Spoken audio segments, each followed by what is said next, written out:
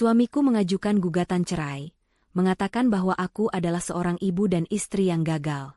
Bahkan dia juga menuntut semua harta dan hak asuh anakku. Tapi saat di pengadilan, aku syok mendengar anakku yang berusia 7 tahun bertanya pada hakim. Pak Hakim, bolehkah aku menunjukkan sesuatu yang ibu tidak tahu? Hakim mengangguk. Anakku maju dan langsung mengangkat tabletnya. Lalu menekan tombol putar.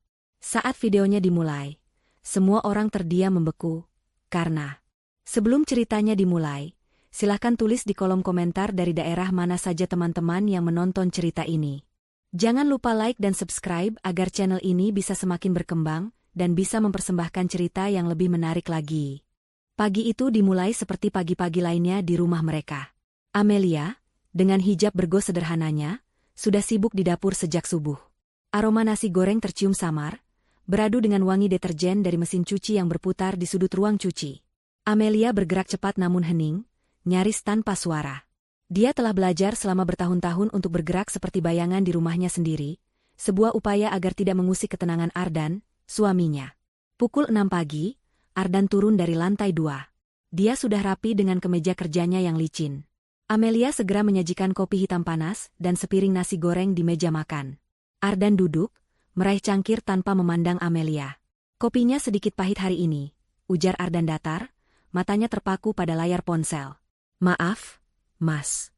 Tadi takarannya sepertinya sudah pas, jawab Amelia pelan. Ardan tidak menyahut. Dia hanya menggeser piring nasi gorengnya, memakannya beberapa suap dalam diam. Amelia berdiri canggung di dekat meja, menunggu jika ada perintah lain. Tidak ada. Keheningan di antara mereka begitu pekat, begitu dingin, seolah mampu membekukan uap panas dari kopi di atas meja. Amelia sudah lupa kapan terakhir kali mereka sarapan sambil tertawa. Mungkin 2 atau 3 tahun lalu, sebelum Ardan mulai sering lembur dan perjalanan bisnisnya menjadi semakin panjang. Fania sudah bangun? Tanya Ardan, masih tanpa mengangkat wajahnya. Sudah, Mas. Sedang mandi. Sebentar lagi turun untuk sarapan, kata Amelia. Benar saja, tak lama kemudian terdengar langkah kaki kecil menuruni tangga. Fania, putri mereka yang berusia 7 tahun, berlari kecil dengan seragam sekolahnya yang rapi. Senyumnya cerah, kontras dengan suasana pagi itu. Ibu, ayah, selamat pagi. Fania mencium pipi Amelia lalu beralih ke Ardan. Ardan akhirnya meletakkan ponselnya, memaksakan seulas senyum tipis untuk putrinya. Pagi, sayang. Habiskan sarapanmu, ayah antar ke sekolah.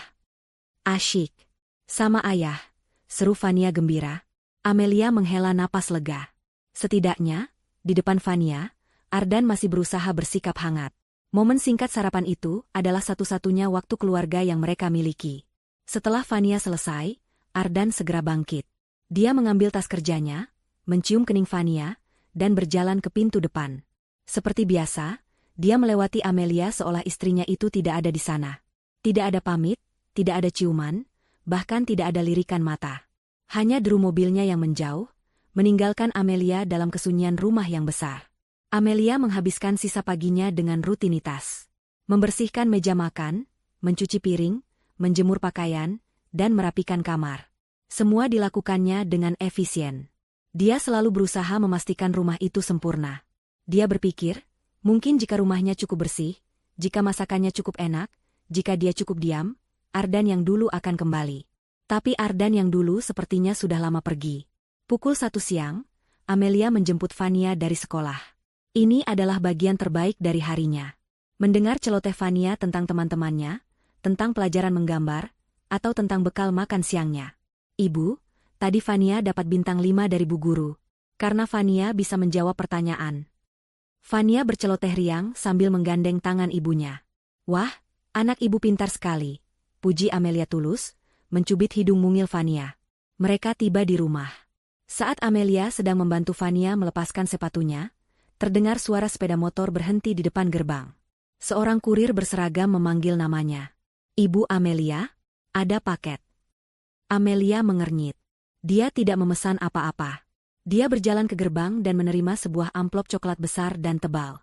Tidak ada nama pengirim, hanya logo sebuah firma hukum di sudut kanan atas. Jantung Amelia mulai berdebar tidak nyaman. Dari siapa, Ibu? Tanya Fania yang menyusul di belakangnya. Tidak tahu, sayang. Mungkin hanya surat biasa. Fania ganti baju dulu, ya, habis itu kita makan siang, kata Amelia, berusaha menjaga suaranya tetap tenang. Setelah Fania berlari kecil menuju kamarnya, Amelia duduk di sofa ruang tamu. Tangannya sedikit gemetar saat merobek amplop itu. Di dalamnya ada setumpuk kertas tebal. Kalimat pertama di halaman paling atas membuat napas Amelia tercekat. Gugatan cerai. Dunia Amelia seakan berhenti berputar. Telinganya berdenging. Dia membaca deretan kata-kata itu berulang kali, berharap matanya salah. Nama pemohon, Ardan. Nama termohon, Amelia. Alasan gugatan, istri telah gagal total dalam menjalankan kewajibannya. Amelia merasa mual. Gagal? Dia mendedikasikan seluruh hidupnya untuk rumah ini. Dia meninggalkan karirnya atas permintaan Ardan. Dia mengurus Fania. Dia memastikan kemeja Ardan licin setiap pagi. Apa maksudnya gagal? Dia terus membaca lembar-lembar berikutnya. Matanya nanar menatap tuntutan yang diajukan Ardan. Tuntutan itu brutal. Ardan tidak hanya meminta cerai. Dia menuntut hak asuh penuh atas Fania, dengan alasan Amelia adalah sosok yang emosionalnya tidak stabil dan tidak becus mendidik anak. Dan yang paling menghancurkan, Ardan menuntut seluruh harta Gonogini, termasuk rumah yang sedang mereka tempati. Alasannya, Amelia tidak berkontribusi apa-apa secara finansial, dan semua aset didapat dari hasil kerja keras Ardan seorang. Amelia terduduk lemas di lantai yang dingin. Kertas-kertas itu berserakan di sekelilingnya. Jadi ini alasan sikap dingin Ardan selama berbulan-bulan. Ini adalah rencana yang sudah disiapkannya diam-diam di belakang punggungnya. Pintu depan terbuka. Ardan pulang lebih cepat dari biasanya. Dia berdiri di ambang pintu, menatap Amelia yang terduduk di lantai, lalu menatap kertas-kertas yang berserakan. Ekspresinya dingin, tanpa rasa bersalah sedikit pun. Mas ini apa maksudnya? Suara Amelia bergetar, air mata mulai menggenang. Ardan melepas sepatunya dengan tenang. Dia melonggarkan dasinya sambil berjalan mendekat. Dia tidak membantah, tidak menjelaskan. Dia hanya membenarkan. Seperti yang kamu baca, katanya dingin. Aku sudah tidak tahan lagi hidup denganmu. Amelia, kamu gagal. Kamu gagal sebagai istri, dan kamu gagal sebagai ibu. Gagal? Pekik Amelia tertahan, tidak percaya dengan apa yang didengarnya. Aku mengurus rumah ini. Aku membesarkan Fania. Mengurus rumah? Ardan tertawa sinis. Yang kamu lakukan hanya menghabiskan uangku. Fania butuh figur ibu yang lebih baik, yang kompeten, bukan seseorang yang hanya bisa menangis dan mengeluh sepertimu. Tapi, semua harta, rumah ini, dan Fania, Mas, kamu tidak bisa mengambil Fania dariku. Amelia mulai histeris. Ardan berjongkok, menatap mata Amelia dengan tatapan tajam dan penuh kebencian. Tatapan yang belum pernah Amelia lihat sebelumnya. Aku bisa, dan aku akan. Pengacaraku sudah mengumpulkan semua buktinya. Kamu tidak akan dapat apa-apa, Amelia. Kamu akan keluar dari rumah ini tanpa membawa sepeser pun. Ardan berdiri, merapikan jasnya. Dia melirik ke arah tangga, memastikan Fania tidak mendengar. Dan bersiaplah. Ardan menyeringai, sebuah seringai yang membuat darah Amelia membeku. Pengacaraku bilang, bahkan putrimu sendiri akan bersaksi di pengadilan betapa tidak becusnya kamu sebagai seorang ibu. Amelia membeku ngeri. Hatinya hancur berkeping-keping. Ardan tidak hanya ingin menceraikannya. Dia ingin menghancurkannya sampai tidak bersisa. Amelia tidak tidur malam itu. Setelah konfrontasi yang brutal, Ardan masuk ke kamar tamu dan menguncinya dari dalam, seolah Amelia adalah ancaman. Amelia menghabiskan malam di kamar Fania, duduk di kursi sebelah tempat tidur putrinya, memandangi wajah damai Fania yang tertidur pulas. Air matanya mengalir tanpa henti. Bagaimana bisa Ardan berkata Fania akan bersaksi melawannya? Fania adalah dunianya. Apa yang sudah Ardan katakan pada putri kecil mereka? Pikiran itu menyiksanya lebih dari tuduhan lain manapun. Pagi harinya, Ardan bersikap seolah tidak terjadi apa-apa. Dia membangunkan Fania, menyiapkan seragamnya, dan mengantarnya sekolah. Dia sama sekali tidak berbicara pada Amelia.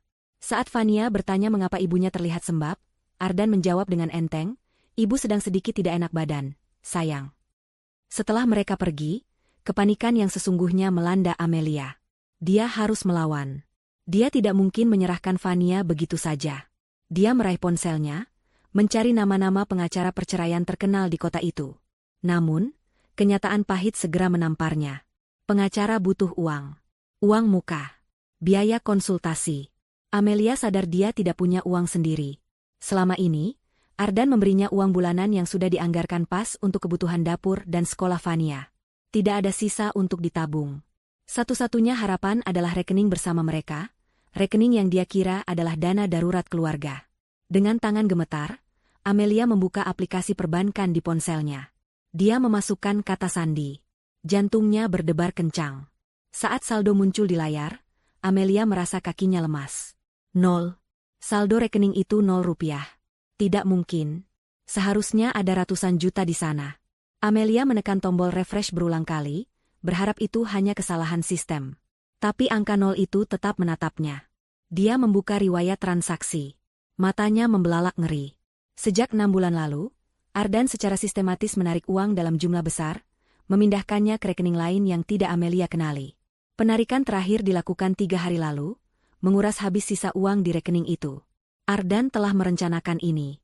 Dia tidak hanya meninggalkannya, dia sengaja membuatnya lumpuh secara finansial agar tidak bisa melawan.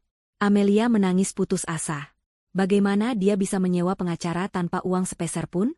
Dia teringat perhiasan mas kawinnya. Dia berlari ke kamar, membuka kotak perhiasannya. Kosong. Kotak itu kosong. Hanya menyisakan beberapa perhiasan imitasi murah. Ardan bahkan mengambil mas kawinnya. Dalam keputusasaan, Amelia teringat seorang teman lama yang pernah bekerja di lembaga bantuan hukum. Dia menelepon temannya, menceritakan situasinya sambil terisak. Temannya, walau prihatin, tidak bisa berbuat banyak selain memberikan sebuah nama. Namanya Pak Kuncoro, kata temannya. Kantornya kecil di ruko tua, bukan pengacara mahal. Tapi dia jujur dan berdedikasi. Coba temui dia. Jelaskan situasimu. Siapa tahu dia mau membantu. Amelia tidak punya pilihan lain. Dia memesan ojek daring, menggunakan sisa uang tunai di dompetnya, dan pergi ke alamat yang diberikan. Kantor Pak Kuncoro memang persis seperti yang digambarkan. Kecil, sederhana, dan terletak di lantai 2 ruko yang catnya sudah kusam. Pak Kuncoro adalah seorang pria parubaya dengan kacamata tebal dan pembawaan yang tenang. Dia mendengarkan cerita Amelia dengan sabar, tanpa memotong, hanya sesekali mengangguk dan mencatat. Setelah Amelia selesai, Pak Kuncoro menghela napas panjang. Ini berat, Bu Amelia, katanya pelan. Suami ibu sudah mempersiapkan ini dengan sangat matang. Dia tidak hanya ingin bercerai, dia ingin menghancurkan ibu. Saya tahu, Pak. Tapi saya tidak peduli dengan harta. Saya hanya ingin Vania. Tolong bantu saya, Pak. Saya tidak punya uang sekarang. Tapi saya akan bayar, saya akan cicil, saya akan kerja apa saja. Pinta Amelia putus asa. Pak Kuncoro menatap Amelia sejenak. Kita urus soal bayaran nanti, Bu. Yang penting sekarang kita harus bergerak cepat. Surat gugatan ini sudah didaftarkan. Kita harus segera menyiapkan jawaban. Pak Kuncoro kemudian meminta Amelia untuk menunggu sebentar. Dia keluar ruangan dan kembali beberapa menit kemudian membawa map salinan. Itu adalah berkas gugatan yang didaftarkan pihak Ardan. Pengacara suami ibu adalah Pak Bobby. Dia terkenal licik dan tidak pernah ragu menggunakan cara kotor. Jelas Pak Kuncoro. Mari kita lihat apa saja, bukti, yang mereka ajukan. Amelia mengangguk, jantungnya berdebar kencang. Pak Kuncoro membuka map itu. Halaman pertama adalah foto-foto. Amelia terkejut melihat foto-foto isi rumah mereka. Ada foto tumpukan piring kotor di dapur, foto ruang tamu yang berantakan dengan mainan Vania, foto tumpukan baju kotor di keranjang cucian. Tapi ini tidak adil, protes Amelia. Ini foto-foto yang diambil saat saya sedang sakit. Waktu itu saya demam tinggi 3 hari dan Ardan tidak mau membantu sama sekali. Dia sengaja memotretnya. Saya khawatir begitu, Bu. Ini dibuat seolah-olah ibu adalah pemalas yang tidak becus mengurus rumah, kata Pak Kuncoro getir. Mereka beralih ke halaman berikutnya. Tagihan kartu kredit. Amelia melihat daftar pembelian barang-barang mewah yang tidak pernah dia beli. Tas bermerek, perhiasan, tagihan makan malam di restoran mahal. Ini bukan saya. Saya tidak pernah membeli semua ini. Tapi kartu kreditnya atas nama ibu, kan? Tanya Pak Kuncoro. Iya, kartu tambahan. Ardan yang mengurusnya. Dia bilang untuk saya pakai kalau perlu. Tapi dia yang sering meminjamnya. Dia bilang kartu utamanya sudah limit. Ya Tuhan, dia menjebak saya. Amelia merasa dunia di sekelilingnya berputar. Semua kebaikan kecil Ardan selama ini ternyata adalah bagian dari rencana jahatnya. Lalu, Pak Kuncoro berhenti di satu dokumen tebal di bagian akhir. Dan ini yang paling memberatkan, Bu Amelia. Apa itu, Pak? Kesaksian dari seorang saksi ahli. Seorang psikolog anak. Pak Kuncoro menyerahkan laporan itu kepada Amelia. Amelia membacanya. Laporan itu ditulis dengan bahasa klinis yang dingin. Di situ tertulis bahwa sang psikolog telah melakukan observasi tersembunyi terhadap interaksi Amelia dan Fania. Kesimpulannya, Amelia adalah sosok ibu yang labil secara emosi, sering berteriak, lalai terhadap kebutuhan anak, dan membawa pengaruh buruk bagi perkembangan psikologis Fania. Laporan itu merekomendasikan agar hak asuh penuh diberikan kepada Ardan demi kesehatan mental sang anak. Saya tidak mengerti. Kapan? Kapan observasi ini dilakukan? Saya tidak pernah bertemu psikolog, kata Amelia, suaranya bergetar hebat. Menurut laporan ini, observasi dilakukan di tempat umum. Di taman bermain, di mal, saat ibu menjemput sekolah. Jelas Pak Kuncoro, matanya menatap tajam ke arah Amelia. Tidak mungkin. Fania selalu terlihat senang bersama saya. Ini fitnah. Siapa psikolog ini? Pak Kuncoro membalik ke halaman depan laporan itu. Namanya Tiara. Seorang wanita bernama Tiara, kata Pak Kuncoro. Dia mencantumkan semua kredensialnya di sini. Dia terlihat sangat profesional dan meyakinkan. Pak Kuncoro menatap Amelia dengan serius. Ibu kenal wanita ini, Tiara? Amelia menggelengkan kepalanya dengan panik. Air matanya kembali luruh. Tidak, Pak. Saya tidak kenal. Saya tidak pernah bertemu wanita itu seumur hidup saya. Kenyataan hidup di bawah satu atap dengan pria yang sedang berusaha menghancurkanmu adalah sebuah neraka yang hening. Ardan tidak pindah dari rumah. Dia hanya pindah ke kamar tamu. Rumah yang dulu hangat, kini terasa seperti medan perang yang beku. Setiap sudut rumah menyimpan ranjau emosional. Amelia harus hidup dengan musuhnya, melihatnya setiap pagi, dan berpura-pura semuanya normal di depan Fania. Ardan menjalankan strateginya dengan sempurna. Di depan Fania, dia adalah ayah terbaik di dunia. Dia akan pulang lebih awal, sesuatu yang sudah berbulan-bulan tidak pernah dilakukannya. Dia membawa hadiah-hadiah mahal. Suatu sore, dia pulang membawa kotak besar bergambar seorang putri kartun. Ini tablet baru untuk Fania, seru Ardan, mengangkat Fania ke dalam pelukannya. Tablet yang ini jauh lebih canggih dari yang lama. Kameranya bagus, dan ayah sudah isi banyak sekali permainan. Mata Fania berbinar. Wah, terima kasih, ayah. Amelia, yang sedang melipat pakaian di ruang keluarga, hanya bisa menelan ludah. Hatinya perih. Dia tahu apa yang sedang Ardan lakukan. Ardan sedang membeli kesetiaan putri mereka. Amelia tidak bisa bersaing. Dia tidak punya uang untuk membelikan Fania apa-apa. Lihat, nak, kata Ardan sambil menyalakan tablet baru itu, melirik sinis ke arah Amelia. Nanti kalau Fania ikut ayah, kita bisa beli mainan baru setiap minggu. Tidak seperti ibumu, yang hanya bisa melipat baju. Amelia menghentikan gerakan tangannya. Dadanya sesak. Dia ingin berteriak, ingin memaki Ardan. Tapi dia tidak bisa. Tidak di depan Fania. Jika dia marah, dia hanya akan membuktikan tuduhan Ardan bahwa dia tidak stabil secara emosi. Jadi, Amelia hanya diam, menunduk, dan melanjutkan lipatannya, membiarkan racun kata-kata Ardan meresap ke dalam ruangan. Teror itu berlanjut setiap hari. Ardan secara sistematis meruntuhkan otoritas Amelia sebagai seorang ibu. Saat Amelia memasak makan malam, Ardan akan datang ke dapur, mencicipinya, lalu berkata di depan Fania, supnya sedikit keasinan lagi ya, sayang. Tidak apa-apa, besok kita pesan makanan dari luar saja.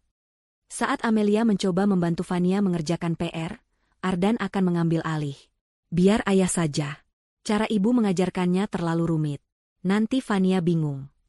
Amelia merasa dirinya semakin kecil, semakin tidak terlihat di rumahnya sendiri.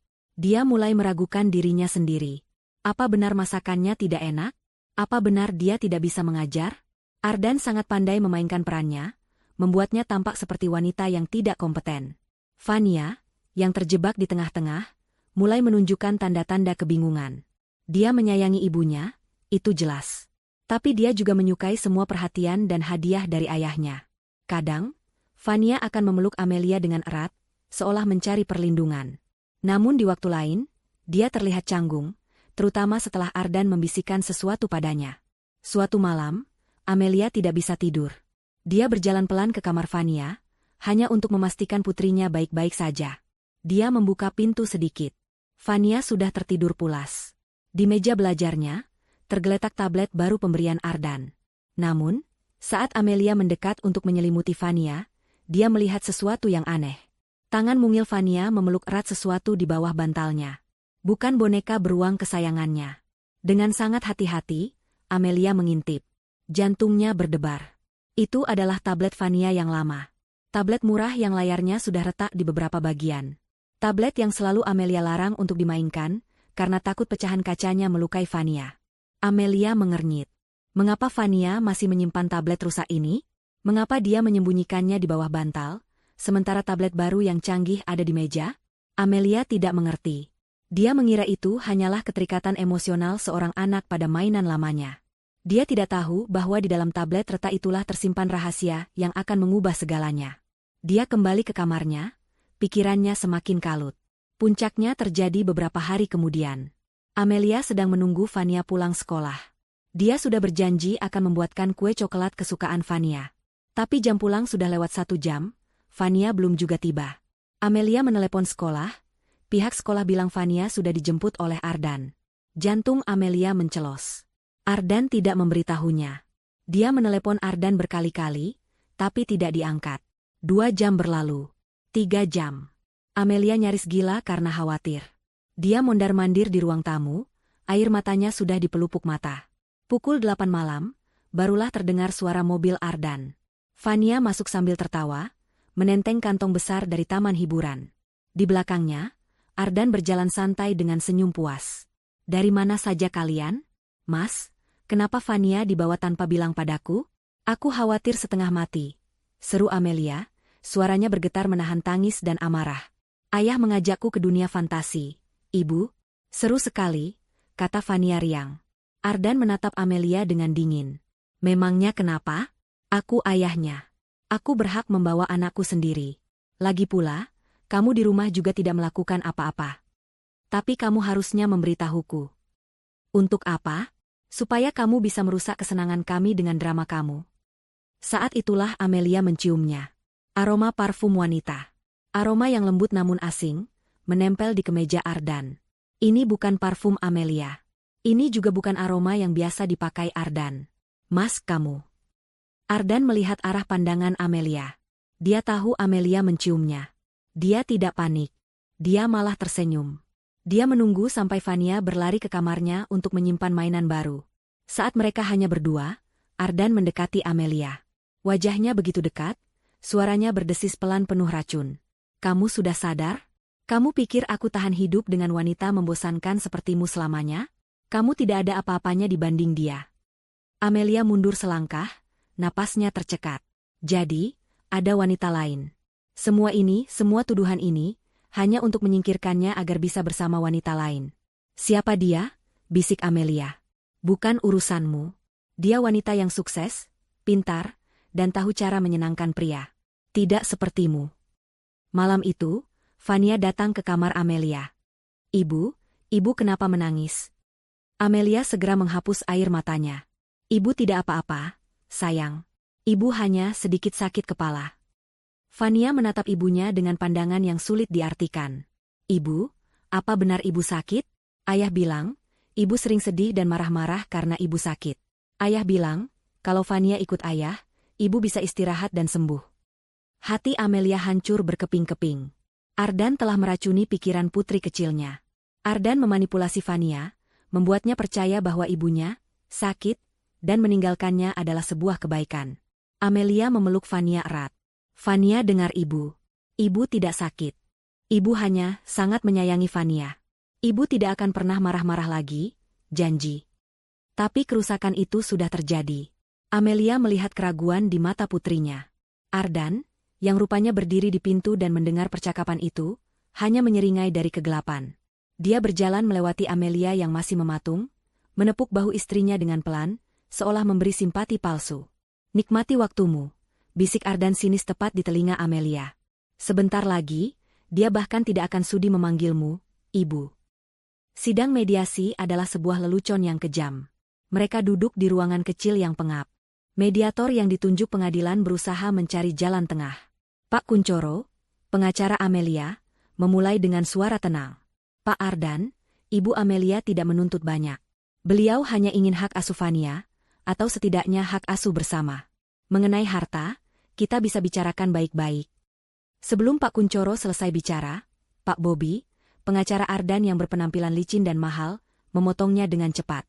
Tidak ada yang perlu dibicarakan, kata Pak Bobby tajam, map di tangannya diketuk-ketuk ke meja. Posisi klien kami jelas. Ibu Amelia adalah pihak yang gagal dalam pernikahan ini. Kegagalan beliau dalam mengurus rumah tangga dan mendidik anak sudah terbukti. Klien kami menuntut hak asuh penuh demi masa depan Fania. Ardan duduk di sebelahnya, memasang wajah datar seolah dia adalah korban. Saya hanya ingin yang terbaik untuk putri saya, katanya dengan nada dibuat-buat sedih. Amelia gemetar. Yang terbaik? Dengan mengambil ibunya dari sisinya? Pak Bobby tertawa kecil. Ibu Amelia, jika ibu bersikeras, kami akan lanjutkan ini ke persidangan. Dan saya jamin, semua bukti yang kami miliki akan mempermalukan ibu. Foto-foto, tagihan kartu kredit, kesaksian ahli. Sebaiknya ibu tanda tangani saja kesepakatan ini. Klien kami berbaik hati mengizinkan ibu keluar dari rumah tanpa tuntutan balik. Keluar dari rumah tanpa apa-apa? Dan tanpa Fania? Kalian sudah gila, pekik Amelia. Mediator berusaha menengahi, tapi Ardan dan pengacaranya bergeming. Mediasi dinyatakan gagal total. Pak Kuncoro menepuk bahu Amelia saat mereka keluar. Kuatkan hati ibu, Amelia. Pertarungan sesungguhnya baru akan dimulai. Hari sidang pertama tiba. Amelia merasa mual sejak pagi. Pak Kuncoro sudah mengingatkannya untuk tetap tenang, apapun yang terjadi. Ruang sidang terasa dingin dan mengintimidasi. Dinding kayu yang tinggi, kursi-kursi berat, dan palu hakim yang tampak begitu berkuasa.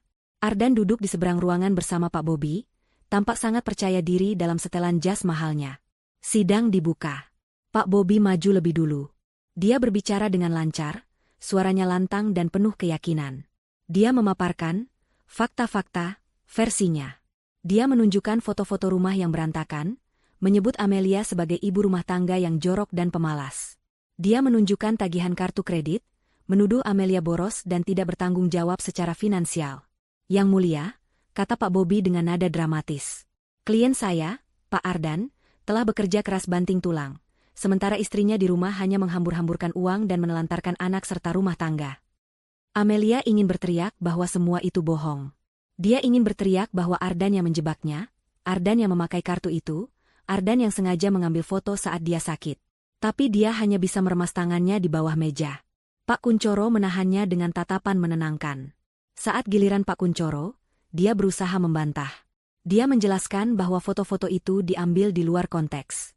Bahwa tagihan kartu kredit itu digunakan oleh Pak Ardan sendiri. Tapi argumennya terasa lemah. Itu hanya kata-kata Amelia melawan, bukti fisik, yang diajukan Pak Bobby. Hakim mencatat, tapi ekspresinya datar. Lalu, tibalah momen yang paling ditakuti Amelia. Pihak penggugat memanggil saksi ahli, kata Pak Bobby. Dr. Tiara, seorang psikolog anak. Pintu ruang sidang terbuka. Seorang wanita melangkah masuk. Amelia menahan napas. Wanita itu cantik. Sangat cantik dan elegan. Rambutnya disanggul rapi, mengenakan blazer profesional, dan berjalan dengan langkah penuh percaya diri. Dia sama sekali tidak terlihat seperti wanita jahat. Dia terlihat meyakinkan. Saat wanita itu mengambil sumpah, Amelia merasakan aroma parfum yang samar. Aroma yang sama dengan yang menempel di kemeja Ardan malam itu. Jantung Amelia serasa berhenti berdetak. Jadi, ini dia. Ini wanita itu. Selingkuhan Ardan. Dan dia menyamar sebagai psikolog anak. Tiara duduk di kursi saksi. Dia berbicara dengan tenang, artikulasinya jelas, menggunakan istilah-istilah psikologi yang terdengar sangat profesional dan mengesankan. Ya, Yang Mulia, Tiara memulai kesaksiannya, menjawab pertanyaan Pak Bobby. Saya telah melakukan serangkaian observasi perilaku natural terhadap Ibu Amelia dan putrinya, Fania, selama 3 bulan terakhir. Dan apa temuan Anda, dokter? Tanya Pak Bobby. Tiara membuka catatannya. Temuan saya sangat mengkhawatirkan. Saya menemukan pola perilaku yang tidak konsisten dan cenderung labil dari Ibu Amelia. Ada indikasi emosional distress yang signifikan. Tiara mulai menjabarkan kebohongannya satu persatu, mengubah fakta menjadi senjata yang mematikan. Observasi pertama, di sebuah pusat perbelanjaan. Ibu Amelia terlihat menarik paksa Fania, berbicara dengan nada tinggi hingga membuat Fania menangis ketakutan di depan umum. Ini menunjukkan kontrol emosi yang rendah. Amelia memejamkan mata. Dia ingat hari itu. Fania hampir berlari ke arah eskalator yang salah, dan Amelia menariknya kembali sambil berteriak kaget. Fania, hati-hati. Dia tidak marah, dia takut Fania celaka. Tapi Tiara memutarnya menjadi kekerasan verbal. Observasi kedua, di taman bermain, lanjut Tiara. Ibu Amelia terlihat lebih asyik dengan ponselnya, mengabaikan Fania yang bermain sendiri. Saat Fania terjatuh, Ibu Amelia tidak langsung sadar. Ketika sadar, reaksinya berlebihan, cenderung histeris, yang justru membuat Fania semakin trauma dengan jatuhnya. Lagi-lagi kebohongan. Amelia ingat dia sedang membalas pesan Ardan yang menanyakan daftar belanjaan. Fania tersandung, dan Amelia memang kaget. Dia langsung berlari dan memeluk Fania, menenangkannya. Reaksinya adalah reaksi ibu yang khawatir, bukan histeris. Kesimpulan saya, kata Tiara dengan nada mantap, menatap lurus ke arah hakim. Ibu Amelia tidak memiliki kapasitas emosional yang stabil untuk mengasuh anak usia 7 tahun. Ada indikasi kuat parental alienation syndrome, di mana Ibu Amelia secara tidak sadar memproyeksikan ketidakbahagiaan dan masalah emosionalnya kepada anak. Demi kesehatan mental Fania, saya sangat merekomendasikan agar hak asuh penuh diberikan kepada figur yang lebih stabil, yaitu ayahnya, Pak Ardan. Ruang sidang hening. Kesaksian Tiara begitu kuat, begitu ilmiah, dan begitu menghancurkan. Amelia menangis tanpa suara. Itu bohong, bisiknya pada Pak Kuncoro. Semua bohong. Dia selingkuhan Ardan. Dia wanita itu. Tenang, Bu, balas Pak Kuncoro tegang. Jangan bereaksi. Itu yang mereka mau. Pak Kuncoro berdiri untuk melakukan pemeriksaan silang. Dia mencoba. Dokter Tiara, apakah Anda yakin Anda bisa membuat diagnosis seberat itu hanya dari observasi jarak jauh? Tiara tersenyum tipis. Justru observasi natural tanpa subjek sadari adalah yang paling akurat, Pak. Tidak ada rekayasa. Ini murni perilaku asli. Anda dibayar oleh Pak Ardan untuk kesaksian ini, bukan?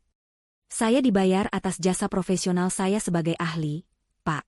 Bukan untuk kesimpulan saya. Kesimpulan saya objektif berdasarkan data di lapangan, jawab Tiara licin. Pak Kuncoro buntu. Tiara terlalu pandai berkelit. Dia telah menutupi semua celah. Sidang hari itu ditunda. Amelia berjalan keluar ruangan dengan kaki lemas. Dia merasa hancur. Dia melihat Ardan tersenyum tipis, memberikan anggukan puas ke arah Tiara. Di lobi, Amelia bersandar di dinding, air matanya luruh. Kita kalah, Pak. Kita kalah. Mereka punya semuanya. Pak Kuncoro diam sejenak. Matanya menatap tajam ke arah Ardan dan Tiara yang berjalan bersama di kejauhan, menjaga jarak agar tidak terlihat mencolok, namun tidak cukup jauh. Belum tentu, Bu, kata Pak Kuncoro pelan, matanya menyipit. Saya tahu, Bu. Saya lihat. Ada yang aneh. Cara dia menatap suami ibu saat dia pikir tidak ada yang melihat. Itu bukan tatapan seorang psikolog profesional kepada kliennya. Pak Kuncoro menoleh pada Amelia. Kita harus cari tahu siapa dia sebenarnya. Beberapa hari menjelang sidang lanjutan, Pak Kuncoro memanggil Amelia ke kantornya. Wajahnya tampak lelah, tumpukan berkas di mejanya terlihat lebih tebal dari sebelumnya. Bu Amelia, saya sudah mencoba melacak latar belakang dokter Tiara itu, kata Pak Kuncoro, langsung ke intinya. Hasilnya tidak seperti yang kita harapkan. Jantung Amelia berdebar. Apa maksudnya, Pak? Kredensialnya bersih. Terlalu bersih, Pak Kuncoro menghela napas, memijat pangkal hidungnya. Dia terdaftar di Asosiasi Psikolog. Dia punya klinik praktik yang terdaftar. Semua surat-suratnya lengkap. Entah dia memang psikolog sungguhan yang dibayar Ardan untuk berbohong, atau Ardan sudah memalsukan semua identitas ini dengan sangat rapi. Yang pasti, kita tidak bisa menyerangnya dengan tuduhan psikolog palsu. Pengadilan akan menolak tuduhan kita mentah-mentah. Harapan Amelia yang sempat tumbuh sedikit, kini padam seketika. Jadi, kita tidak bisa membuktikan dia bohong. Bukan begitu. Kita hanya tidak bisa membuktikan dia bukan psikolog. Cara satu-satunya adalah membantah kesaksiannya.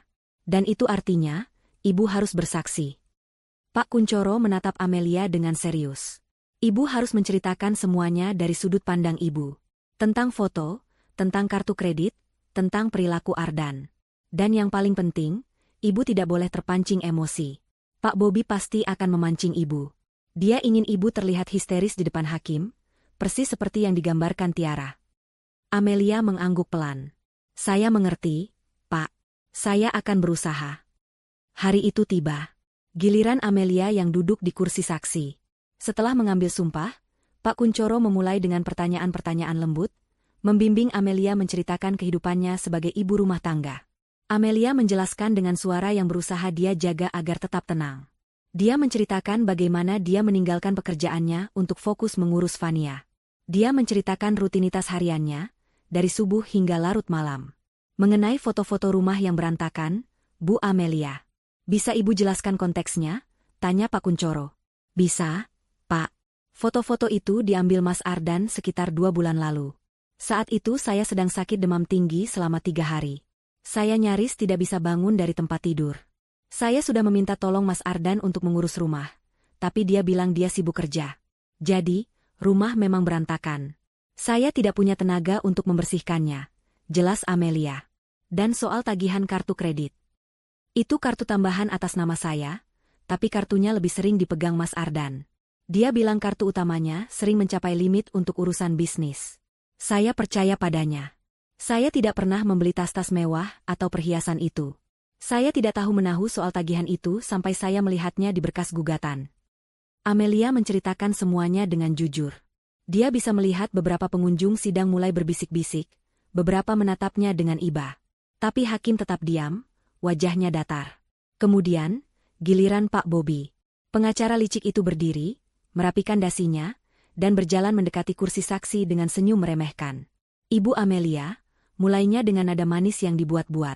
Jadi, Anda ingin mengatakan bahwa suami Anda, Pak Ardan, yang bekerja keras mencari nafkah, sengaja menjebak Anda?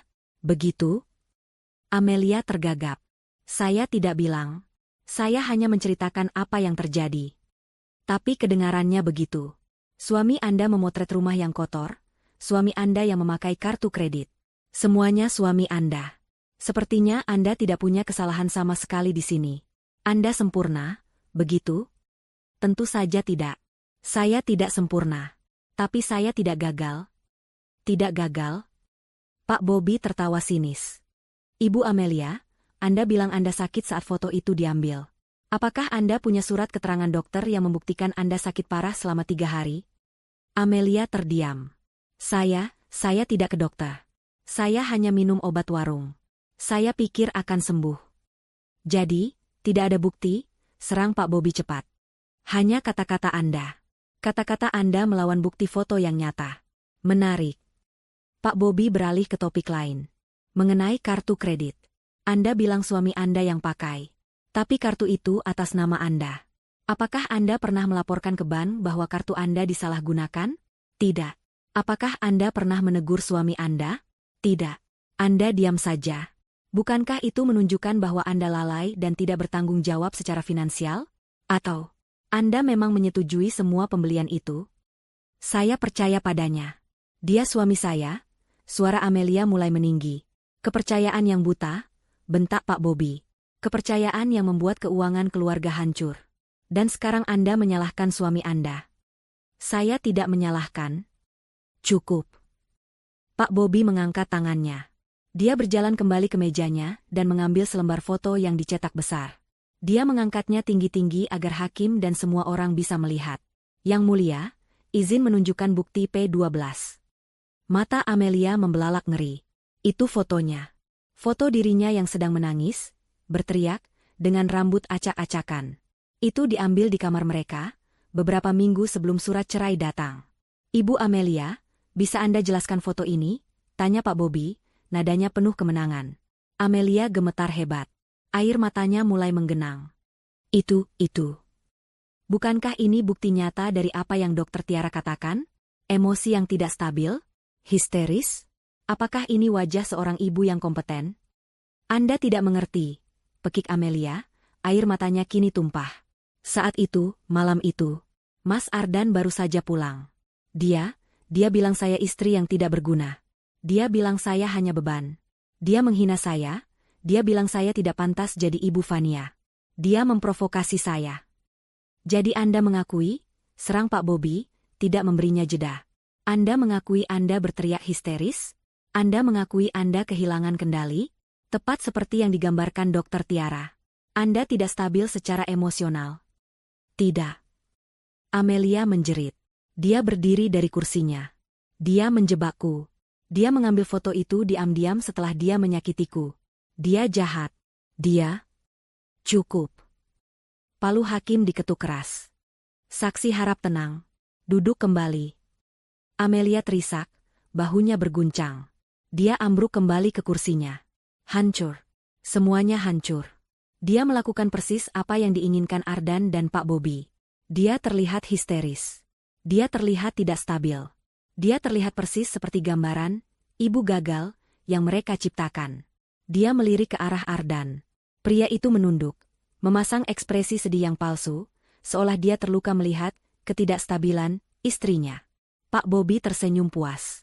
Hakim menggelengkan kepalanya pelan, ekspresinya terlihat jelas. Dia sudah memihak. Sidang hari itu ditutup dengan kehancuran total di pihak Amelia. Pak Kuncoro mencoba menenangkannya saat mereka keluar, tapi Amelia sudah mati rasa. Semua sudah berakhir, Pak, bisiknya lirih. Malam itu adalah malam terpanjang dalam hidupnya. Sidang putusan akan digelar keesokan harinya. Amelia tahu dia akan kalah. Dia akan kehilangan Vania. Dia masuk ke kamar Vania. Putrinya sudah tertidur. Ardan tidak ada di rumah, mungkin sedang merayakan kemenangannya lebih awal dengan Tiara. Amelia duduk di tepi tempat tidur, membelai rambut putrinya. Air matanya menetes pelan ke pipi Vania, membuat anak itu sedikit menggeliat. Ibu? Vania membuka matanya, masih setengah tertidur. SSH, tidur lagi, sayang, bisik Amelia, suaranya parau karena tangis. Dia memeluk putrinya erat, mungkin untuk terakhir kalinya sebagai ibu utuhnya. Apapun yang terjadi besok, ibu mau Vania tahu, ibu sayang sekali sama Vania. Selalu. Vania, yang merasakan kesedihan ibunya, balas memeluk dengan erat. Vania juga sayang ibu. Amelia melepaskan pelukannya perlahan. Saat itulah dia melihatnya lagi. Di bawah bantal Vania, tersembul ujung tablet lama yang sudah retak itu. Vania masih memeluknya erat, bahkan dalam tidurnya. Amelia tidak mengerti mengapa Vania begitu terikat pada benda rusak itu. Tapi malam itu, dia terlalu hancur untuk memikirkannya lebih jauh. Dia hanya mencium kening putrinya, dan berjalan keluar untuk menghadapi akhir dari dunianya. Ruang sidang terasa lebih dingin dari biasanya. Udara pagi itu terasa berat dan menyesakkan. Amelia duduk kaku di kursinya, matanya sembab dan kosong. Dia tidak tidur semalaman. Di sampingnya, Pak Kuncoro menatap lurus ke depan dengan ekspresi muram. Dia sudah melakukan semua yang dia bisa, tapi dia tahu, sama seperti Amelia, bahwa mereka sedang menghadapi tembok besar. Di seberang ruangan, suasananya sangat berbeda. Ardan tampak segar dan percaya diri dalam setelan jas terbarunya. Dia sesekali tersenyum dan bercanda pelan dengan Pak Bobby. Kemenangan sudah ada di depan mata mereka. Di barisan pengunjung, Amelia melihat Tiara. Wanita itu duduk dengan anggun, mengenakan gaun berwarna krem, menatap ke arah Amelia dengan senyum tipis yang nyaris tak terlihat, senyum seorang pemenang. Hakim ketua masuk. Ruangan menjadi hening seketika. Jantung Amelia berdebar begitu kencang hingga terasa sakit. Sidang kasus perceraian dengan nomor register. Hakim memulai dengan formalitas. Agenda hari ini adalah pembacaan putusan. Namun sebelumnya, saya persilakan kedua belah pihak untuk menyampaikan kesimpulan akhir. Pak Bobby berdiri lebih dulu. Dia merangkum kemenangannya dengan fasih. Yang mulia, katanya dengan suara lantang. Selama persidangan ini, kita telah melihat bukti yang tak terbantahkan. Bukti foto yang menunjukkan kelalaian Ibu Amelia dalam mengurus rumah tangga.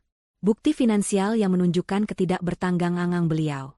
Dan yang paling utama, kesaksian ahli dari seorang psikolog anak terkemuka, Dr. Tiara, yang secara objektif dan ilmiah memaparkan ketidakstabilan emosi tergugat. Pak Bobby menunjuk ke arah Amelia. Kita bahkan telah menyaksikannya sendiri. Perilaku histeris Ibu Amelia di persidangan ini, yang terekam jelas dalam notulensi. Ini memperkuat diagnosis Dr. Tiara. Dia beralih ke Ardan. Di sisi lain, kita memiliki Pak Ardan. Seorang ayah yang mapan, sukses secara finansial, dan yang terpenting, memiliki emosi yang stabil dan sangat peduli pada masa depan putrinya. Yang mulia, pilihan di sini sangat jelas. Ini bukan tentang menghukum seorang istri, tapi tentang menyelamatkan seorang anak. Demi kepentingan terbaik Fania, kami memohon agar hak asuh penuh diberikan kepada klien kami, Pak Ardan, dan agar tuntutan pembagian aset beliau dikabulkan. Pak Bobi duduk dengan senyum puas. Kini giliran Pak Kuncoro. Dia berdiri perlahan. Dia tidak menatap hakim, tapi menatap berkeliling ruangan. Yang mulia, Pak Kuncoro memulai dengan suara pelan namun tegas. Apa yang kita saksikan di sini bukanlah bukti. Ini adalah karakterisasi. Sebuah pembunuhan karakter yang direncanakan dengan sangat matang. Foto bisa menipu. Anda bisa mengambil foto dapur koki terbaik di dunia di saat yang salah dan membuatnya terlihat kotor. Tagihan bisa dimanipulasi, terutama ketika satu pihak memegang kendali penuh atas keuangan dan kepercayaan pihak lain. Dan kesaksian, ahli? Seorang ahli yang hanya mengobservasi dari jauh, mengambil kesimpulan drastis dari beberapa potong insiden yang diambil di luar konteks? Apakah itu lebih kuat daripada ikatan batin yang dibangun seorang ibu selama 7 tahun? Pak Kuncoro menatap lurus ke arah Ardan. Yang mulia, kita tidak sedang menyelamatkan anak. Kita sedang melihat seorang suami yang serakah berusaha menyingkirkan istrinya, merampas hartanya, dan dengan kejam, merampas satu-satunya hal yang paling berharga bagi istrinya, putrinya sendiri. Amelia adalah ibu yang baik, katanya, suaranya sedikit bergetar oleh emosi. Dia tidak sempurna. Tidak ada ibu yang sempurna. Tapi dia mendedikasikan hidupnya untuk Fania. Jangan biarkan fitnah yang tersusun rapi ini menghancurkan ikatan itu. Saya mohon, gunakan hati nurani Anda. Pak Kuncoro duduk. Ruangan hening. Argumennya bagus, emosional, tapi Amelia tahu itu tidak cukup. Argumen Pak Kuncoro didasarkan pada keyakinan. Argumen Pak Bobi didasarkan pada bukti, fisik dan kesaksian ahli. Di mata hukum, pemenangnya sudah jelas. Hakim ketua berdeham. Dia memakai kacamatanya dan membuka berkas tebal di depannya. Inilah saatnya. Setelah mempelajari semua berkas, mendengar kesaksian dari kedua belah pihak, dan menimbang semua bukti yang diajukan, hakim memulai dengan nada datar. Jantung Amelia terasa seperti diremas. Pengadilan mencatat bahwa pihak penggugat, Pak Ardan, telah berhasil menunjukkan bukti-bukti yang signifikan. Lanjut hakim. Amelia menunduk, memejamkan matanya. Pertama, bukti visual berupa foto-foto telah menunjukkan adanya kelalaian dalam manajemen rumah tangga dari pihak tergugat, Ibu Amelia. Kedua, bukti finansial menunjukkan adanya ketidakseimbangan pengeluaran yang signifikan dari kartu kredit atas nama tergugat. Setiap kalimat terasa seperti tusukan pisau. Dan yang paling memberatkan, kata hakim, suaranya terdengar final, adalah kesaksian dari saksi ahli, Dr. Tiara, mengenai kondisi emosional Ibu Amelia. Kesaksian ini, yang sayangnya diperkuat oleh perilaku tergugat sendiri di persidangan terakhir, memberikan gambaran yang sangat mengkhawatirkan bagi pengadilan mengenai lingkungan psikologis untuk tumbuh kembang anak. Amelia mulai menangis dalam diam. Sudah berakhir.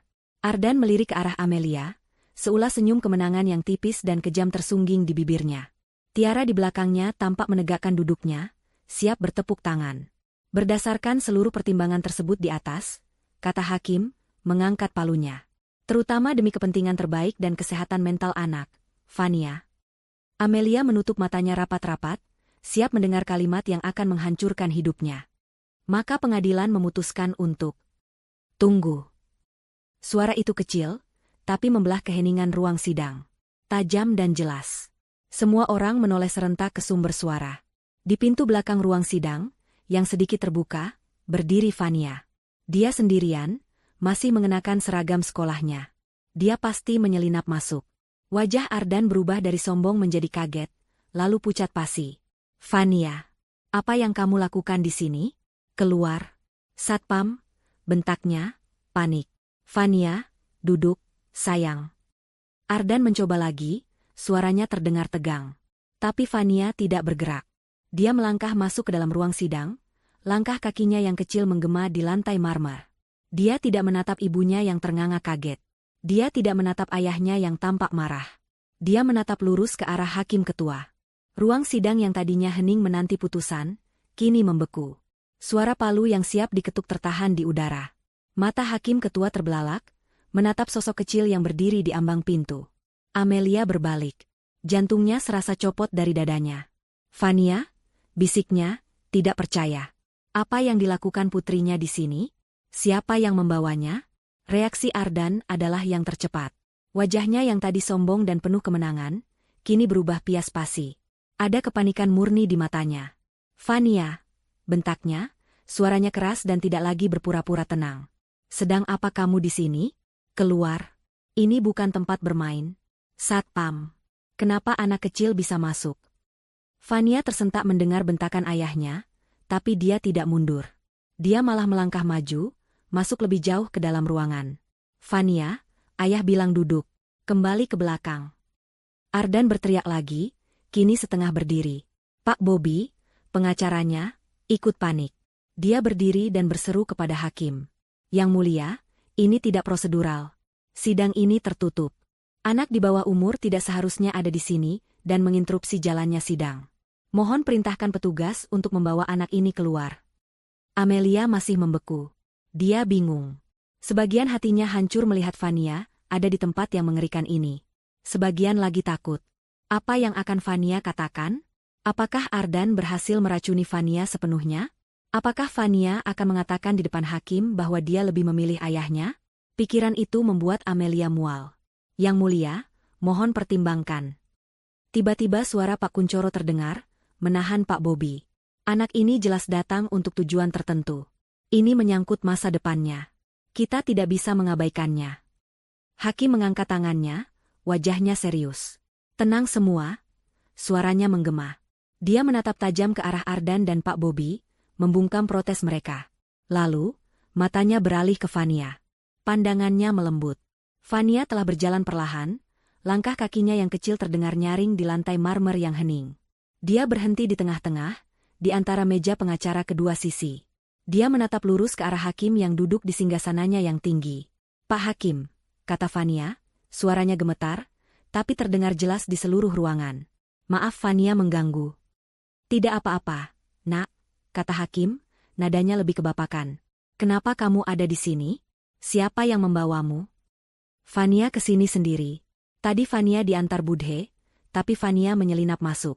Fania dengar, ayah bilang ibu jahat. Mata Ardan membelalak. Fania, jangan bicara sembarangan.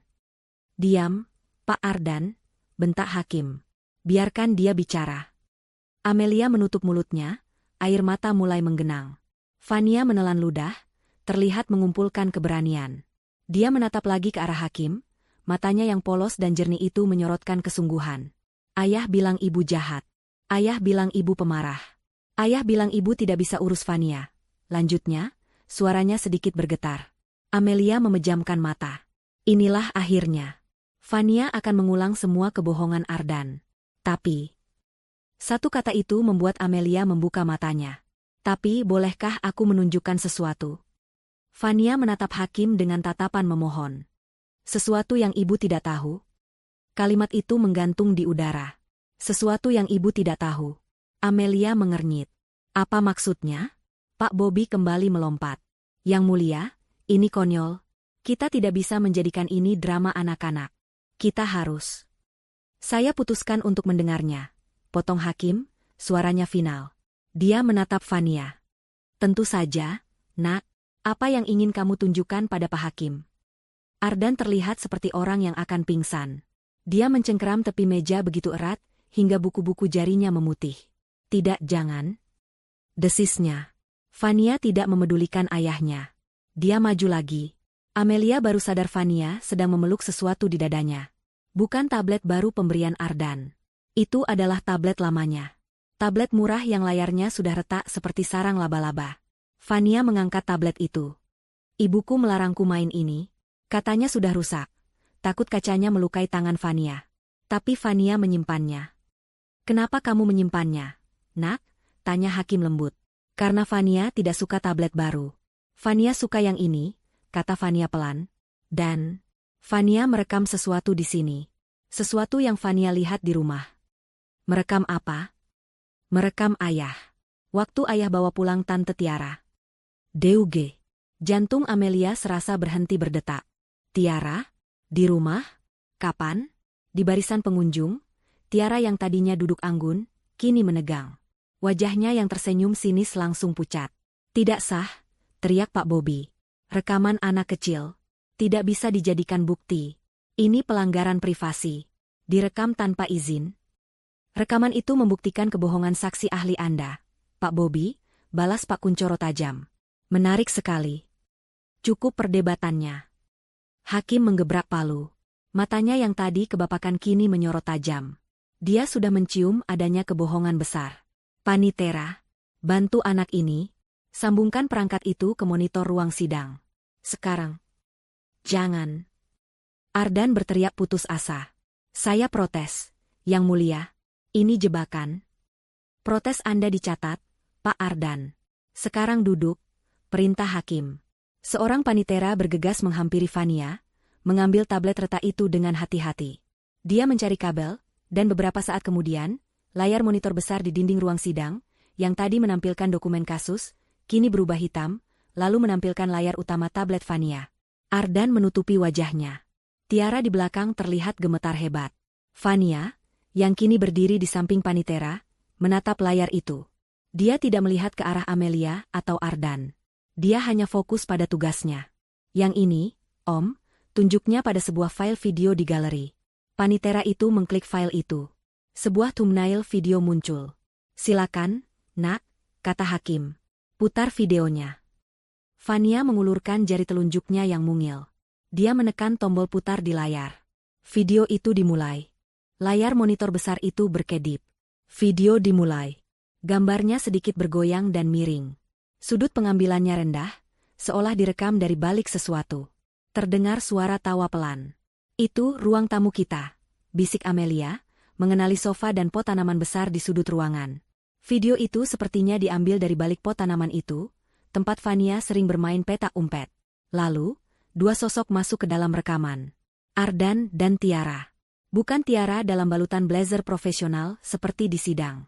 Tapi Tiara dalam balutan gaun rumah yang tipis dan santai. Rambutnya tergerai. Ardan masuk sambil tertawa, langsung memeluk Tiara dari belakang dan mencium lehernya. Astaga! Suara desahan kaget terdengar serentak dari seluruh penjuru ruang sidang. Amelia mematung. Napasnya tercekat di tenggorokan. Jadi, aroma parfum itu. Kecurigaannya. Semuanya benar. Wanita yang memberikan kesaksian palsu yang menghancurkannya adalah wanita yang sama yang telah tidur dengan suaminya di rumah mereka sendiri. Di seberang, Pak Bobi menatap monitor dengan mulut ternganga. Dia menoleh ke Ardan dengan tatapan ngeri, seolah berkata, "Kamu tidak bilang soal ini." Di barisan penonton, Tiara berusaha menunduk, menyembunyikan wajahnya. Lalu, suara mereka di video terdengar. Jernih dan jelas di keheningan ruang sidang. Suara Tiara, "Kamu yakin rencananya berhasil? Bodoh sekali istrimu." Suara Ardan, tertawa, "Pasti. Bodoh dan penurut. Dia tidak akan curiga apa-apa. Semua uang sudah kupindahkan ke rekeningmu, sayang. Aman." Amelia merasakan kakinya lemas. Uangnya, rekening bersama mereka, dipindahkan ke rekening Tiara. Ya Tuhan. Pak Kuncoro bergumam di sampingnya, matanya terpaku pada layar. Video berlanjut. Ardan duduk di sofa, menarik Tiara ke pangkuannya. Suara Ardan, "Setelah sidang putusan besok, aku resmi dapat hak asuh Fania. Kita langsung jual rumah neraka ini, dan kita pindah ke Swiss. Jauh dari dia." Suara Tiara, terdengar manja. "Bagaimana dengan Fania? Dia kelihatannya dekat sekali dengan ibunya." Inilah bagian yang paling menyakiti Amelia. Dia menahan napas, menunggu jawaban Ardan. Suara Ardan, terdengar meremehkan, "Ah, anak kecil. Gampang diatur. Dikasih tablet baru saja sudah lupa sama ibunya. Nanti kamu yang jadi ibu barunya. Ibu yang lebih pintar, lebih sukses, dan jauh lebih seksi." Ardan mencium Tiara dengan penuh gairah di video itu. "Cukup. Matikan." Ardan mengamuk. Dia melompat dari kursinya, berusaha berlari ke arah meja panitera untuk menghentikan video itu. "Petugas, tahan dia." Hakim berteriak murka. Dua petugas keamanan yang berjaga di pintu langsung bergerak. Mereka menyergap Ardan sebelum dia mencapai depan, membekuk tangannya ke belakang. Ardan meronta-ronta seperti binatang yang terjebak. "Lepaskan aku. Itu tidak benar. Itu rekayasa," teriak Ardan putus asa. "Diamkan dia," perintah hakim. "Lanjutkan videonya. Saya mau lihat sampai selesai." Video itu terus berputar, mengabaikan kekacauan di ruang sidang. Kini giliran Tiara yang berbicara. Suara Tiara, aku masih sedikit khawatir. Bagaimana dengan kesaksianku sebagai psikolog? Bagaimana kalau pengacaranya Amelia membantah soal observasi? Suara Ardan, tertawa lagi, sudah kurus. Itu bagian termudah. Aku sudah merekamnya saat dia menangis histeris minggu lalu. Ingat? Nanti aku pancing dia lagi di sidang. Aku akan hina-hina dia sampai dia meledak. Dia pasti akan berteriak dan menangis di depan hakim. Amelia terisak. Dia teringat kesaksiannya. Foto itu. Jeritannya. Dia menjebakku. Suara Ardan, di video, saat dia histeris, kesaksianmu akan terlihat sempurna. Hakim akan melihat sendiri kalau dia itu wanita gila yang tidak stabil. Tidak ada yang akan percaya padanya. Mereka akan percaya pada Dr. Tiara, yang profesional. Video itu akhirnya menunjukkan Ardan dan Tiara tertawa bersama, bersulang dengan gelas anggur. Video berakhir. Layar menjadi hitam. Ruang sidang hening selama beberapa detik. Suara yang terdengar hanyalah isak tangis Amelia dan napas Ardan yang terengah-engah dalam cengkeraman petugas. Semua orang di ruangan itu, hakim, panitera, pengunjung, bahkan Pak Bobby, menatap layar hitam itu dengan ngeri. Mereka baru saja menyaksikan sebuah persekongkolan jahat yang direncanakan dengan sangat detail. Penipuan, sumpah palsu, pencucian uang, dan manipulasi pengadilan. Di barisan penonton, beberapa orang mulai menoleh ke belakang, mencari sosok Tiara. Itu dia. Wanita itu, teriak seseorang. Tiara, menyadari dirinya telah terekspos sepenuhnya, panik. Dia melompat dari kursinya dan berlari kencang menuju pintu keluar di belakang. Fania, pahlawan kecil itu, yang sedari tadi berdiri dia menonton videonya terputar, kini menoleh. Dia tidak menatap Ardan yang ditahan. Dia menatap ibunya. Matanya yang polos bertemu dengan mata Amelia yang penuh air mata. Hakim ketua, wajahnya merah pada menahan amarah, mengangkat palu sidangnya tinggi-tinggi. Dia tidak lagi mengetuknya dengan pelan. Dia menggebraknya ke meja sekuat tenaga. Diam semua. Sidang dilanjutkan. Petugas, tutup semua pintu keluar. Jangan biarkan siapapun keluar. Tangkap wanita itu. Tangkap Dr. Tiara sekarang juga. Ruang sidang meledak dalam kekacauan terkendali. Gebrakan palu hakim yang murka itu berfungsi ganda, sebagai perintah dan sebagai tanda pelepasan ketegangan yang membeku. Dua petugas keamanan yang tadi membekuk Ardan, kini menyeretnya dengan paksa ke kursi. Ardan tidak lagi berteriak. Dia hanya terengah-engah, matanya liar, keringat membasahi kemeja mahalnya. Dia tahu. Sudah berakhir. Di pintu belakang, kekacauan lain terjadi. Tiara, dalam kepanikannya, tidak bisa membuka pintu besar yang telah diperintahkan hakim untuk ditutup. Dia memutar-mutar gagang pintu, mendorongnya dengan sia-sia. Seorang petugas wanita dengan sigap mencegatnya. Tiara merosot ke lantai, topeng profesionalnya luntur total. Dia bukan lagi psikolog yang tenang dan meyakinkan. Dia hanyalah seorang wanita ketakutan yang menangis histeris. Persis seperti foto yang dia gunakan untuk menjebak Amelia. Karma telah datang begitu cepat, begitu brutal. Bawa dia ke depan. Perintah hakim, suaranya dingin tak kenal ampun. Petugas menyeret Tiara yang terisak-isak ke depan, mendudukannya di kursi saksi, yang kini lebih terasa seperti kursi terdakwa. Di seberang ruangan, Pak Bobby, pengacara Ardan, tampak seperti patung lilin yang meleleh. Wajahnya pucat, dasinya miring. Dia tidak lagi menatap hakim. Dia menatap tumpukan kertas di depannya seolah mencari jawaban yang tidak ada. Karirnya, reputasinya, hancur dalam sekejap mata oleh video dari tablet retak seorang anak kecil. Dia tahu dia terlibat. Dia mungkin tidak tahu soal perselingkuhan itu, tapi dia tahu soal bukti foto yang direkayasa dan kesaksian yang dipersiapkan untuk menjebak Amelia. Amelia sendiri masih terduduk. Dia menatap pemandangan di depannya seperti sedang menonton film. Isak tangisnya sudah reda, berganti dengan rasa kaget yang keluh. Di sampingnya, Pak Kuncoro menepuk-nepuk punggungnya pelan, tapi matanya menatap hakim dengan tajam, siap untuk serangan terakhir. Fania berdiri diam di samping panitera. Dia adalah pusat ketenangan di tengah badai. Dia hanya menatap ibunya, seolah ingin memastikan ibunya baik-baik saja. Hakim ketua menarik napas panjang, merapikan jubahnya. Dia menatap Ardan, lalu Tiara, lalu Pak Bobby. Saudara Ardan, hakim memulai, suaranya kini tenang, tapi menakutkan. Video itu adalah milik putri Anda. Direkam di rumah Anda.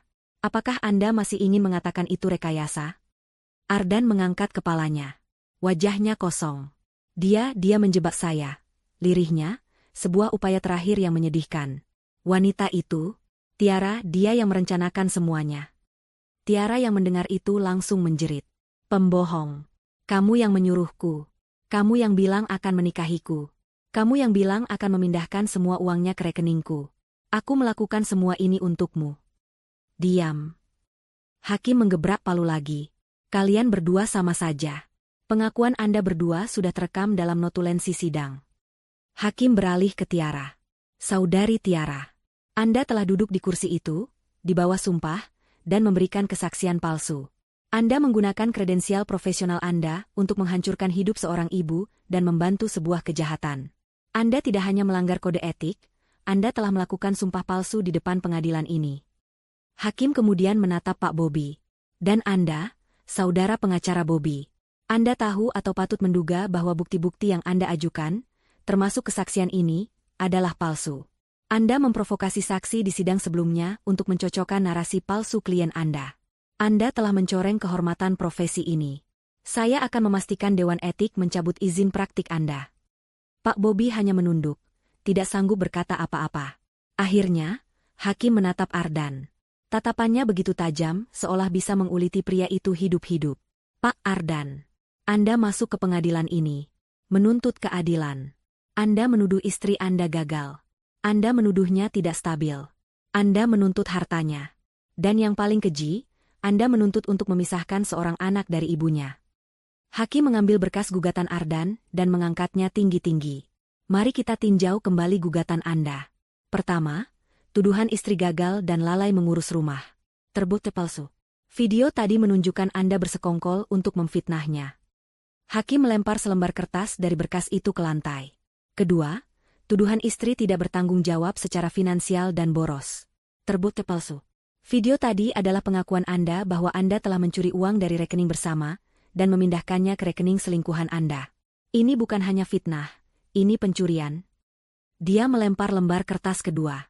Ketiga, tuduhan istri tidak stabil secara emosional, didukung oleh kesaksian ahli palsu. Terbukti sebuah rencana keji.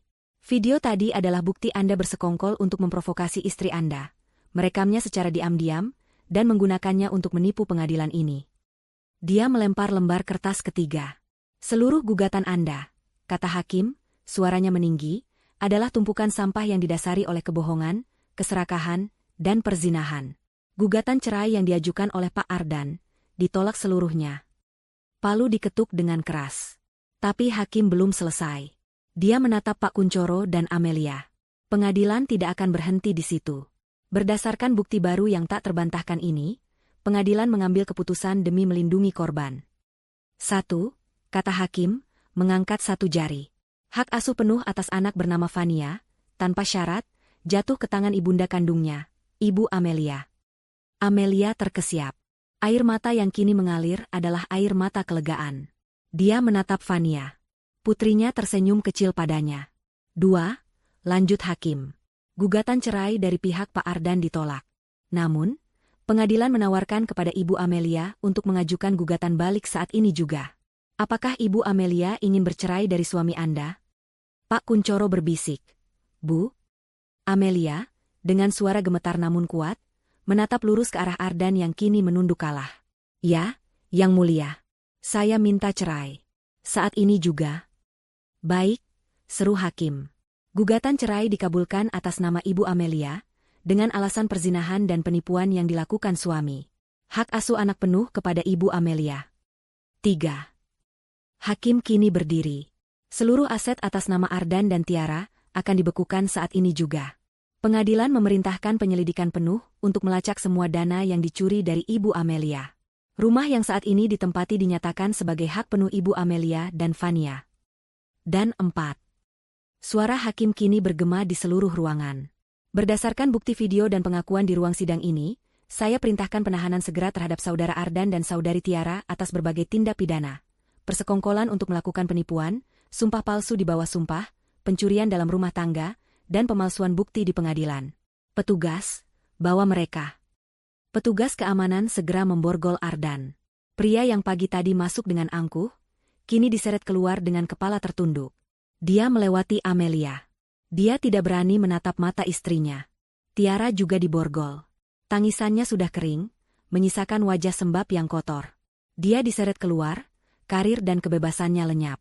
Amelia masih duduk, gemetar. Pak Kuncoro tersenyum lebar. Kita menang, Bu. Kita menang. Amelia tidak bisa berkata-kata. Dia hanya berdiri, berjalan pelan ke tengah ruangan. Fania berlari menyambutnya. Amelia berlutut dan memeluk putrinya erat-erat, seolah memeluk penyelamatnya. Dia menangis di bahu kecil itu. Bukan tangis kesedihan, tapi tangis seorang ibu yang diselamatkan oleh pahlawan kecilnya. Dampak dari persidangan hari itu menyebar seperti api. Kasus tablet retak menjadi berita utama di mana-mana. Kisah seorang suami serakah, seorang psikolog palsu, dan seorang pahlawan cilik berusia 7 tahun mendominasi berita lokal selama berminggu-minggu. Bagi Amelia dan Fania, beberapa minggu pertama terasa kabur. Pak Kuncoro mengurus segalanya. Sesuai perintah hakim, semua aset Ardan dan Tiara dibekukan. Penyelidikan membuktikan bahwa Ardan telah memindahkan hampir 1 miliar rupiah ke rekening Tiara selama setahun terakhir. Uang itu berhasil disita seluruhnya dan dikembalikan ke rekening baru atas nama Amelia. Rumah besar yang dingin itu kini resmi menjadi milik Amelia. Tapi Amelia tidak bisa tinggal di sana lagi. Terlalu banyak kenangan buruk. Terlalu banyak bayangan Ardan dan Tiara di setiap sudutnya. Atas persetujuan Pak Kuncoro, Amelia menjual rumah itu. Hasil penjualannya lebih dari cukup untuk memulai hidup baru. Hukuman untuk para antagonis dijatuhkan dengan cepat dan berat, mengingat bukti yang sangat kuat. Ardan dijatuhi hukuman penjara 12 tahun atas penipuan, pencurian, dan sumpah palsu. Tiara, yang terbukti kredensial psikolognya asli namun disalahgunakan secara kriminal, dijatuhi hukuman 8 tahun dan izin praktiknya dicabut seumur hidup. Pak Bobby, sang pengacara licik, langsung diskors oleh Dewan Etik dan menghadapi tuntutan pidana karena ikut serta dalam persekongkolan. Karma telah dibayar lunas. 3 bulan setelah hari penghakiman itu, suara tawa anak-anak terdengar di sebuah taman kecil yang asri. Amelia, kini tanpa beban di wajahnya, tersenyum melihat Fania bermain ayunan. Mereka telah pindah. Bukan ke rumah besar, tapi ke sebuah apartemen sederhana dengan 3 kamar tidur yang hangat dan nyaman. Apartemen itu dipenuhi foto-foto mereka berdua, dipenuhi aroma kue buatan Amelia. Amelia telah memulai bisnis catering kecil-kecilan dari rumah. Keahlian memasaknya, yang dulu selalu direndahkan Ardan, kini dipuji banyak orang. Pesanannya mengalir deras. Dia sibuk, dia lelah, tapi dia bahagia. Dia menjadi mandiri. Ibu, lihat. Fania berlari menghampiri Amelia yang sedang duduk di bangku taman, tangannya kotor oleh tanah. Bunganya sudah mau mekar. Amelia tersenyum, mengelus kepala Fania yang berhijab mungil. Wah, iya, pintar sekali anak ibu merawatnya. Mereka duduk berdampingan sejenak, menikmati matahari sore. Ada satu pertanyaan yang selama ini belum sempat Amelia tanyakan dengan tenang. Sayang, Amelia memulai dengan lembut. Ibu boleh bertanya sesuatu? Apa, Ibu? Fania menatapnya dengan mata jernih. Tentang video itu. Di tablet lama Fania. Kenapa? Kenapa Fania merekamnya? Fania terdiam sejenak, seolah mengingat-ingat. Karena Fania tidak suka Tante Tiara. Kenapa tidak suka? Tante Tiara pura-pura baik. Waktu di mall, dia senyum sama ibu. Tapi waktu ibu ke toilet, dia bilang ke ayah, istrimu lama sekali. Waktu di taman juga begitu. Dia melihat ibu, tapi dia bilang ke ayah kalau ibu tidak menjaga Fania. Padahal ibu sedang melihat Fania. Amelia tertegun. Anaknya yang kecil ternyata seorang pengamat yang jeli. Lalu, malam itu, lanjut Fania. Waktu ayah bilang ayah mau lembur, Fania dengar suara mobil ayah pulang. Fania mau kasih lihat gambar baru Fania. Tapi waktu Fania turun, Fania lihat ayah masuk sama Tante Tiara. Ayah langsung memeluk Tante Tiara. Fania takut. Fania sembunyi di balik pot bunga. Jadi Fania merekamnya dari sana? Iya. Fania rekam pakai tablet lama. Fania ingat ibu bilang, kalau ada orang jahat, kita harus punya bukti. Waktu itu Fania lagi pegang tablet lama Fania. Hati Amelia menghangat. Dia sendiri lupa pernah mengatakan itu. Tapi, sayang, tanya Amelia lagi, ini pertanyaan terbesarnya. Kenapa Fania tidak bilang sama ibu? Kenapa Fania menyimpannya sendirian? Ibu bisa. Fania memotong pelan. Karena ayah bilang, ibu tidak boleh tahu. Amelia mengernyit. Ayah bilang begitu? Iya. Waktu di video itu. Ayah bilang ke Tante Tiara, istrimu bodoh, dia tidak akan tahu. Fania pikir, kalau ayah bilang ibu tidak boleh tahu, berarti ini rahasia besar. Jadi Fania simpan. Fania tidak mau ayah marah kalau ibu tahu. Logika polos seorang anak kecil. Dia merekam kejahatan ayahnya, tapi dia menyimpannya karena ayahnya sendiri yang berkata ibunya tidak boleh tahu. Lalu kenapa Fania menunjukkannya di pengadilan? Karena Pak Hakim mau mengambil Fania dari ibu. Ayah bilang ibu jahat. Tante Tiara juga bilang ibu jahat. Itu tidak benar. Mata Fania berkaca-kaca. Fania tidak mau dipisah sama ibu. Ibu tidak jahat. Ibu adalah ibu terbaik. Jadi, Fania harus tunjukkan ke Pak Hakim kalau ayah dan Tante Tiara yang jahat. Amelia tidak bisa menahannya lagi. Dia menarik Fania ke dalam pelukan erat. Dia menangis haru. Selama ini dia tersiksa oleh tuduhan Ardan bahwa dia adalah seorang ibu yang gagal. Dia meragukan dirinya sendiri. Dia merasa hancur. Padahal, di hadapannya adalah bukti terkuat bahwa dia tidak gagal. Dia telah membesarkan seorang putri yang luar biasa. Seorang anak yang jeli, yang bisa membedakan mana yang tulus dan mana yang palsu. Seorang anak yang pemberani, yang berani bertindak seorang diri untuk melindungi ibunya. Seorang anak yang memiliki rasa keadilan yang murni. Terima kasih, sayang, bisik Amelia di rambut putrinya. Terima kasih sudah menyelamatkan ibu. Fania membalas pelukan ibunya. Fania sayang ibu. Ibu juga sayang sekali sama Fania. Amelia melepaskan pelukannya, menatap wajah cerah putrinya. Dia akhirnya mengerti. Dia tidak pernah gagal. Dia hanya sedang membesarkan seorang pahlawan. Dan kini, mereka berdua bebas untuk memulai awal yang baru.